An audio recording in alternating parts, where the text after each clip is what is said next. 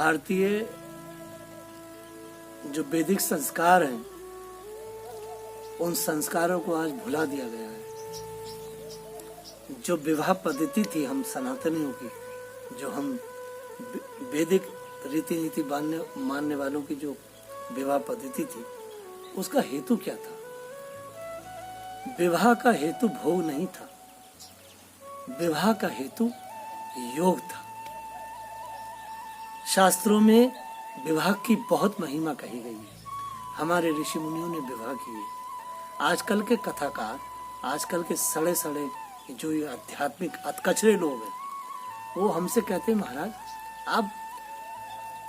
आप गृहस्थी की इतनी निंदा क्यों करते हैं? मैंने कहा भैया ये गृहस्थी नहीं है तो पापाचार है। वैदिक लिटरेचर में स्पष्ट लिखा है, जो हमारे ऋषि मुनियों ने जो हमें व्यवस्था दी। मैथुन कब किया जाता था? मैथुन स्त्री से पति जब करता था जब उसे संतान प्राप्ति की इच्छा होती थी। तो संतान अगर 10 हैं तो उसने अपनी स्त्री के साथ 10 ही बार मैथुन किया। वो इतने संकल्पित, इतने वीरशाली, इतने बलशाली, इतने संयमी ऋषि मुनि थे।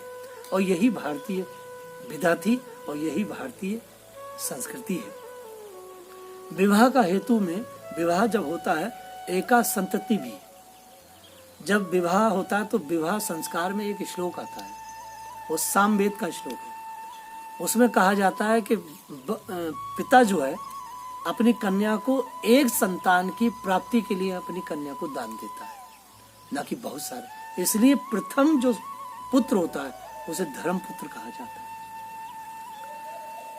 पति पत्नी रह रहे हैं, विवाह हो गया, तो विवाह का मतलब नहीं कुत्तों की तरह मैथुन करते रहो दिन रात। नहीं नहीं नहीं। विवाह का हेतु का स्थिति क्या है? वर्तमान में मनु संहिता में भी है और भी कई शास्त्रों में संकेत मात्र में कहा गया है कि जीव, पहली बात तो तुम विवाह मत करो। अगर तुम मनुष्य हो तो मनुष्य केवल ईश्वर की प्राप्ति के लिए बने हो, ठीक है। अगर ऋषि ने कहा गुरु मुझसे रहा नहीं जा रहा बिना विवाह के, तो ठीक है पुत्र तुम विवाह करो, लेकिन तुम माता पिता मत बनना।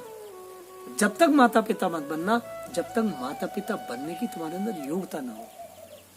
अच्छा गुरुजी अब मैं माता पिता बनने योग हो गया, ठीक है, माता पिता बनने योग हो गए तो तुम अब एक काम करो, तुम अब सिंह ब्रह्मचर्य ले लो। सिंह ब्रह्मचर्य क्या है? सिंह वर्ष में एक बार शेरनी से मैथुन करता है, और आज का मनुष्य गृहस्थी के नाम पे कुत्तों की तरह नित्य मैथुन करता है। ये पापाचार है। जो स्त्री नित्य प्रति मैथुन कर रही है और बिना संतान उत्पत्ति के आदि कोई कृत्रिम यंत्र लगा करके, वो वेश्या से कम नहीं है, ऐसा हमारे शास्त्रों में कहा गया है।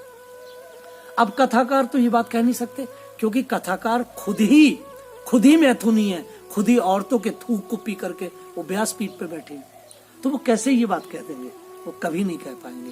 ये बात तो केवल ब्रज सन्यासी कह सकते हैं जो औरतों से दूर है, अन्यथा नहीं कह पाएंगे। तो मैं ये कह रहा हूं कि विवाह का हेतु बदल गया है। विवाह का हेतु है भगवत प्राप्ति। स्त्री नौका है, पुरुष नाविक है। ना तो अकेली नौका भवसागर से पार हो सकती है, ना नाविक पार हो सकता है।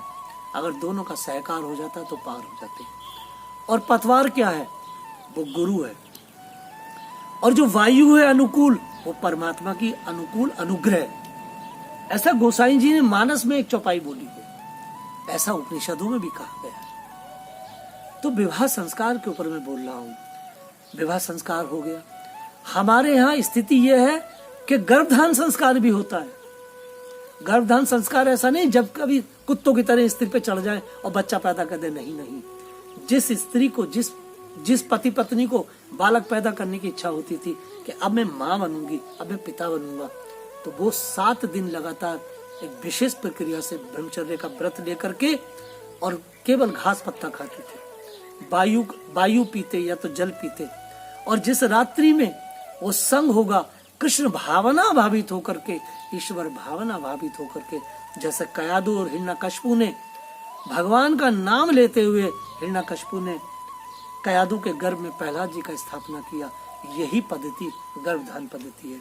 गर्भधान पद्धति शांति कुंज में है, गर्भधान पद्धति इस्कॉन के अंदर है। जो दुबई में हमारा सेंटर है, वहां पे जितने भी लोग जुड़े हुए हैं इस्कॉन में, वो सब जब भी विवाह करते, विवाह के बाद गर्भधान संस्कार के हिसाब से ही अपने बालक को पैदा करते हैं। तो आज मैंने एक फेसबुक पर एक पोस्ट डाली, तो लोग बोले महाराज जी ऐसे कैसे कह रहे हो। तो मैंने सोचा चलो एक वीडियो पे बना के डाल देते हैं कि विवाह का हेतु क्या है। विवाह का हेतु है परम भगवान की प्राप्ति। विवाह का हेतु यानी हमारे अब आज विवाह हुआ है तो स्वागरात होगी। जिस दिन विवाह हो उस दिन काय की स्वागरात।